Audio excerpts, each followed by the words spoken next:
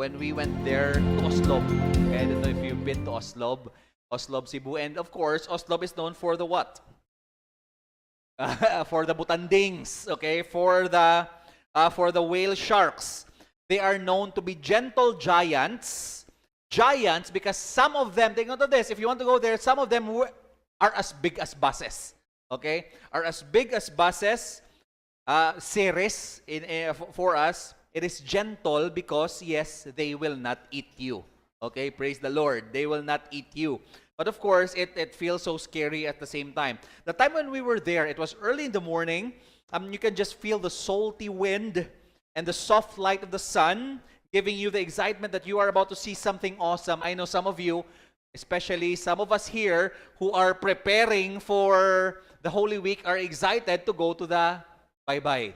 Some people are saying, I want to go to see #vitamin C. Please don't again use that. Some of us wants to go to the scene. Nauna-una lang guro si Clyde, si Karen. Nakalakat na sila sa, bora ka mo, no?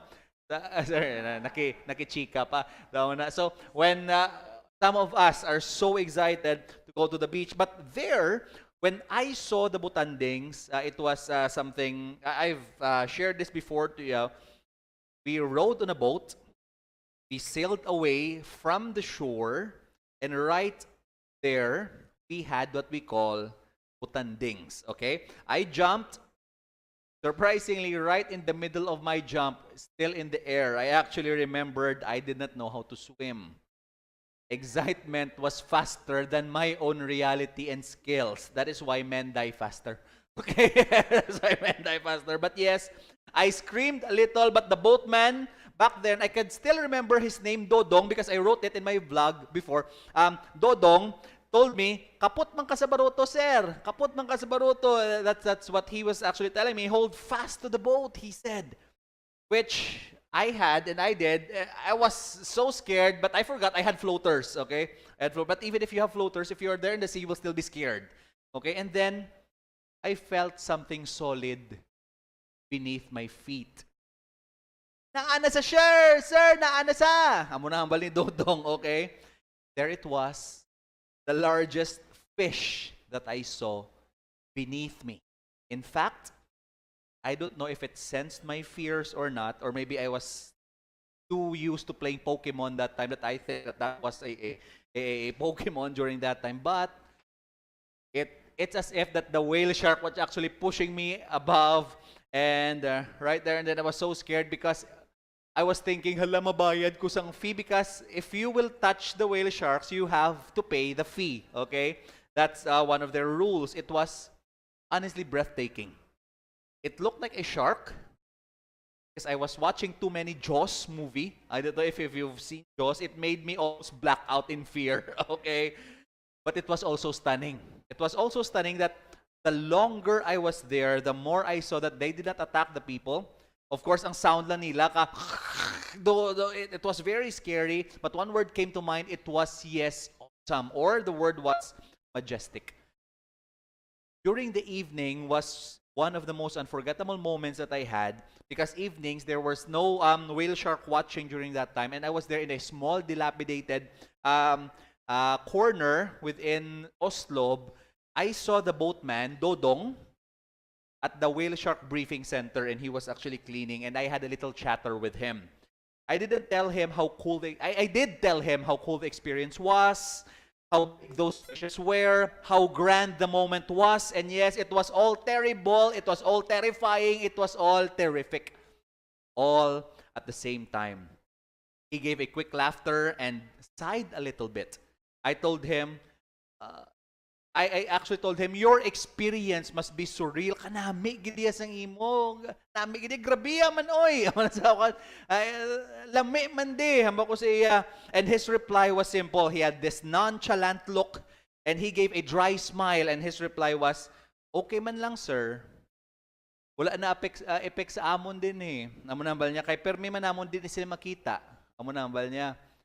Permi man amon sila makita. What do you mean wala effect? I asked him, wala na lami, sir. Wala na surprise. And this surprised me. In English, sir, wala na O. Wala na O. No. O? O-H? No. O-A-W-E. Okay, ano ba niya? He lost the sense of awe because everything has been familiar.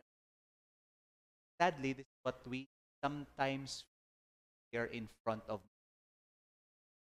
This is what we oftentimes feel again Sunday na naman in worship.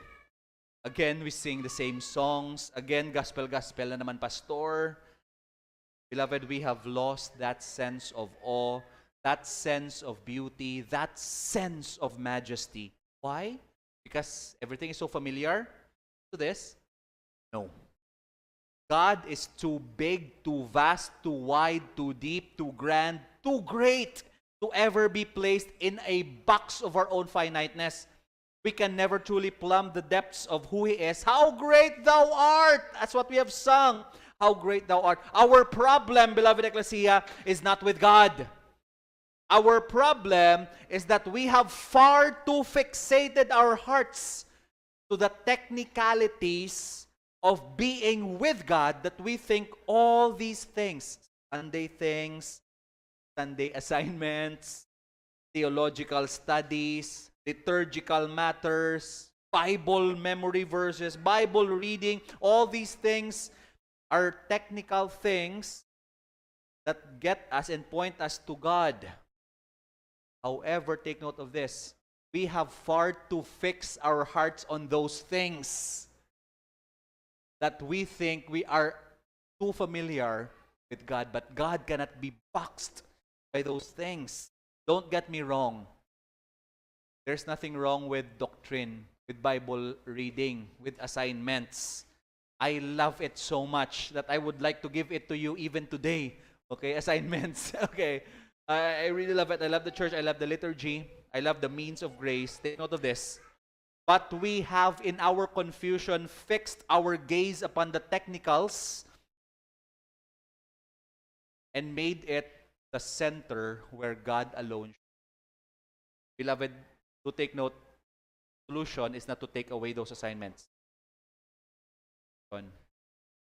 Put those assignments merely as secondary compared.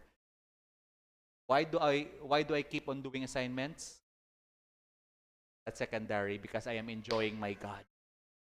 And beloved, the moment you fall in love, assignments will be nothing. In fact, those things of what we have learning, the liturgy, the technicalities, because they point us to God, I'm starting to love it. But every time there is no love in our lives for what is most important, all these technicalities become, number one, tiresome. Sometimes we become weary of it. Oftentimes, we become so bored with it. I think we have lost intimacy with God because we do not do it. Also, the other extreme, if we don't do it excellently, thinking we have a detached spiritual life with our serving life, please take note, oftentimes, because we do not give our all, we cannot actually experience all these things as part of who we are.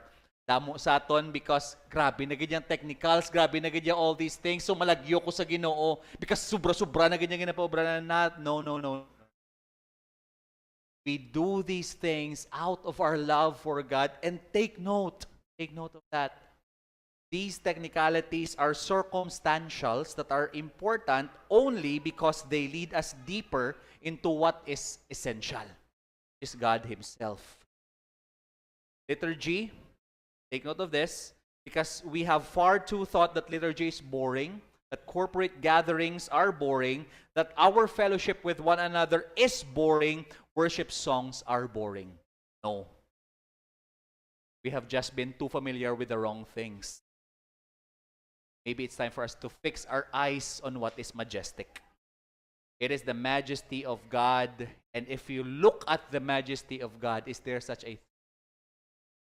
If we look at the awe and wonder of something that is greater than the whale shark, maybe, just maybe, we will lose that sense of boredom. We will lose that sense of tiredness when we look at it. When things at church become too familiar, over familiar, you kneel down and look to God. This is why David himself has to begin and end with the reality, "O Lord, our Lord. How majestic is your name in all the earth. You have set your glory above the heaven. When was the last time in your busyness you paused and enjoyed the time you can look above the heavens? You can breathe the air. You can smell the flowers. You can be awed at God's creation and praise God.